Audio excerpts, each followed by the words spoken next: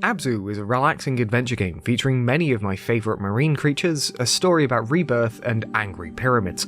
I give it an 8 out of 10.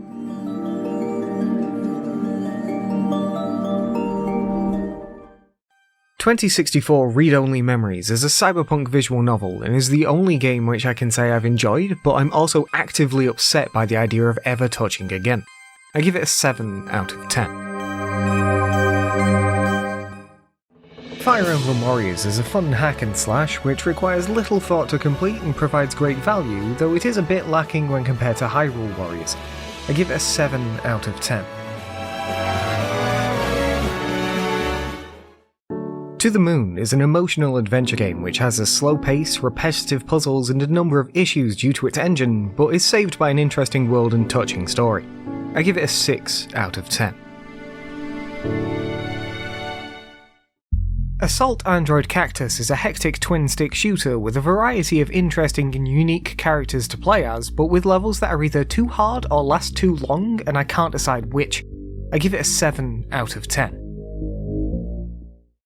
Armello is a digital board game with easy-to-follow gameplay, a fast turnaround, and many different win conditions, leading to a game which will never get boring. I give it a 7 out of 10.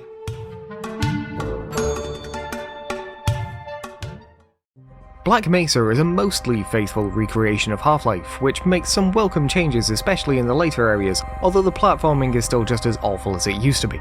I give it a 7 out of 10.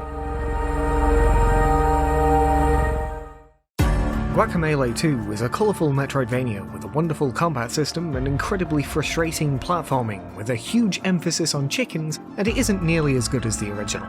I give it a 6 out of 10. Animal Crossing New Horizons is possibly the most adorable game ever made, featuring animals, deserted islands, turnips, and capitalism. I give it an 8 out of 10.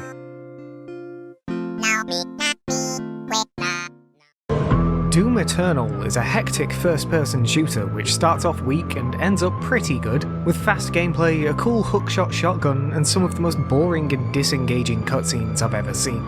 I give it a 7 out of 10. Resident Evil 2 Remake is a third-person survival horror told from two perspectives, where you run away from a large man in a trench coat while trying to escape a city full of zombies, featuring a totally harmless pharmaceutical company.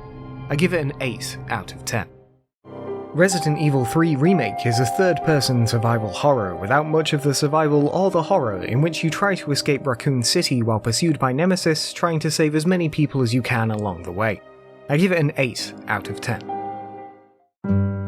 Final Fantasy VII Remake is an extravagant action RPG with a deeply emotional story and a ridiculously detailed world, but which feels incomplete due to it being only the start of a larger whole. I give it an 8 out of 10.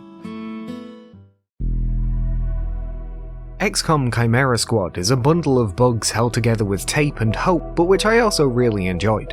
I give it a 7 out of 10.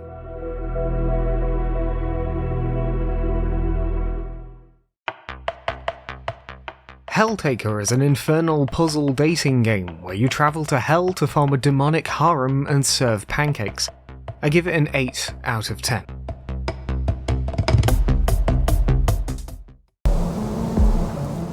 Devolverland Expo is a playable video game expo, though it involves shooting a lot more robots than any show I've ever been to.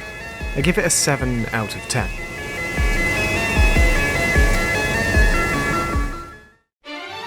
Xenoblade Chronicles Definitive Edition is a truly epic JRPG about fighting against fate to create your own future where it's always rhyme time, now featuring an extra epilogue, but I'm not really feeling it. I give it an 8 out of 10.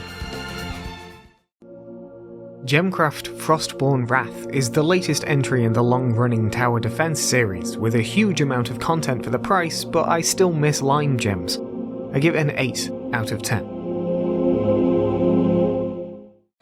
The Wonderful 101 Remastered is a game which almost defies traditional genres, with some interesting ideas and a ridiculous story, but that's let down by its uniquely awkward controls and poor camera.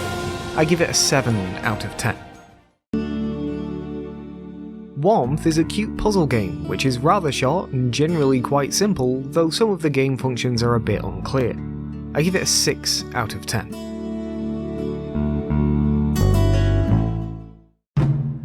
Ghost of Tsushima is the Assassin's Creed game everyone's always wanted, while also forging its own identity in the genre with its unique presentation, varied gameplay techniques, and fantastic story. I give it an 8 out of 10. Fall Guys is the only battle royale I've ever played, so is simultaneously the best and worst entry in the genre for me. I give it a 7 out of 10.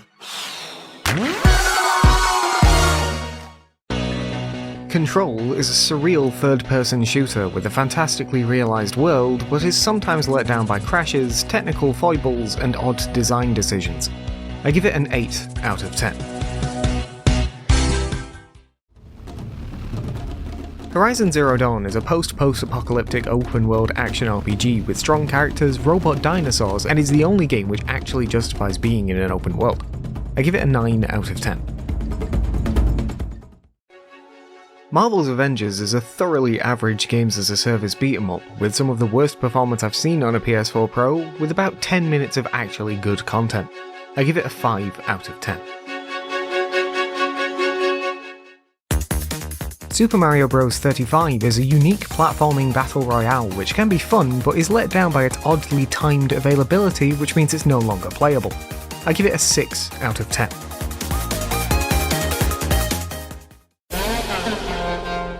Watch Dogs Legion is an action-adventure game filled with hacking and drones where you can play as anyone, but you probably won't. I give it a 6 out of 10.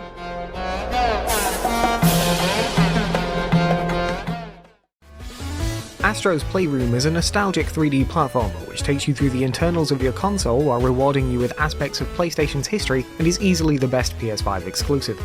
I give it an 8 out of 10. Star Fox is an on-rails shooter which still holds up pretty well almost 30 years after release, though it does have some annoying camera issues. I give it a 6 out of 10.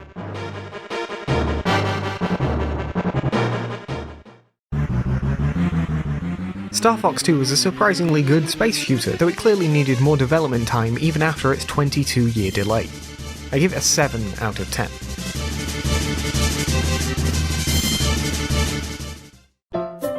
Hyrule Warriors Age of Calamity is another Nintendo Musa which has some terrible performance issues, but with tons of content, a great story, and is probably my favourite Zelda game on the Switch. I give it a 9 out of 10. Immortals Fenyx Rising is unfairly called a Breath of the Wild clone, but provides enough of an interesting spin to keep you engaged throughout, including an artistic robot, some pretty good Greek mythology jokes, and a hot bird. I give it an 8 out of 10. The Pathless is a spectacular action-adventure game with possibly the strongest aesthetic in years, a wonderful orchestral soundtrack, and a very cute bird. I give it a 9 out of 10.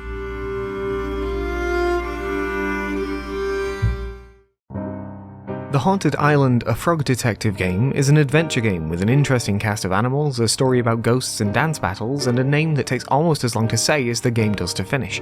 I give it an 8 out of 10.